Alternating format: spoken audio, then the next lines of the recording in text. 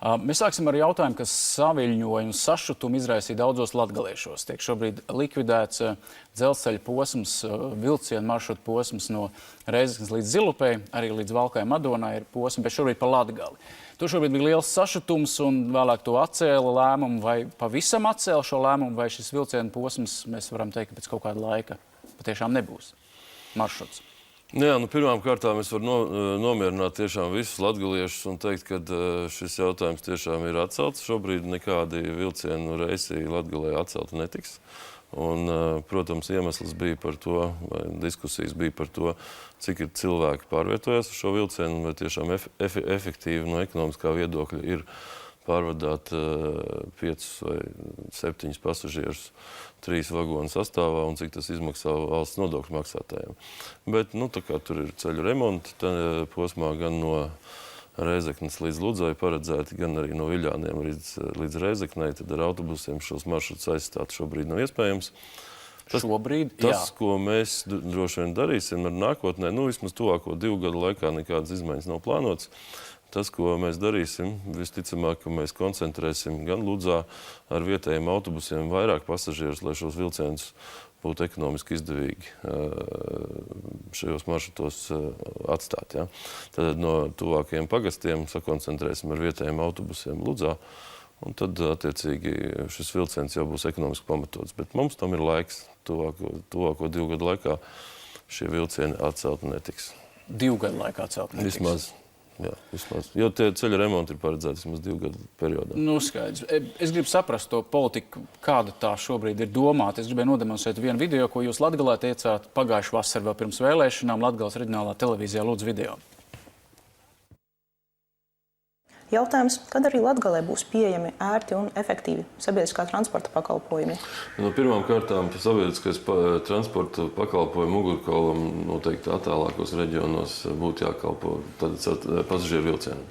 Tie būtu visērtākie pārvadājumi, kur Daugavpils vai Rēzeknes iedzīvotāji varētu braukt ar pasažieru vilcienu uz Rīgu. Tas būtu ātrāk, ērtāk, komfortablāk. Un arī no drošības ziņā tas būtu drošāk. Tad kā gal galā? Pirms pāris gadiem likvidēja autobusu maršruts, kas gāja paralēli sliedēm. Tagad tas virziens ir uz otru pusi, savākt cilvēks ar autobusiem, vest uz vilcieniem. Kā īsti šobrīd, kāda ir politika? Tas bija tieši tas, ko es teicu Latgales reģionālajā televīzijā, tieši to pašu, ko es teicu tagad. Jā, bet pa vidu bija ļoti liels troksnis. Vilcienam ir jābūt mugurkaulam, pasažieru pārvadājumu. No Rēzeknes un no Daugavpils nekad nav bijis plānots atcelt nevienu vilcienu, un tie vilcieni kursēs. Un jautājums ir, vai pasažierus pievest uz Rēzeknes staciju, uz Ludzas staciju vai uz Zilupi.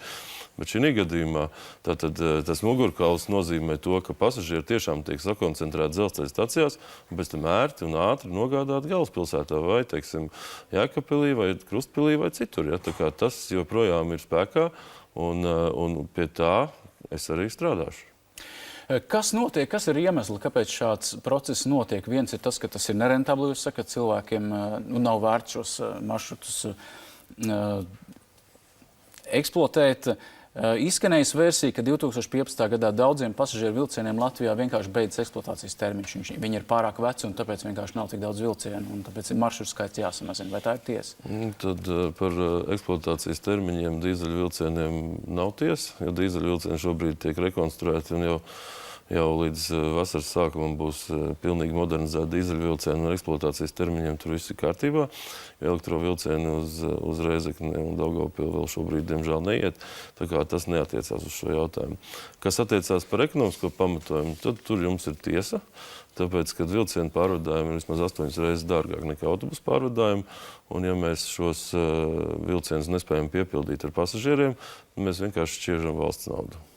Bet mēs nesņiežam valsts naudu tādā veidā, ka mēs 6 gadus nevaram nopirkt jaunus vilcienus, kad varbūt cilvēki arī vairāk braukt ar jaunu, modernu, elegantu vilcienu.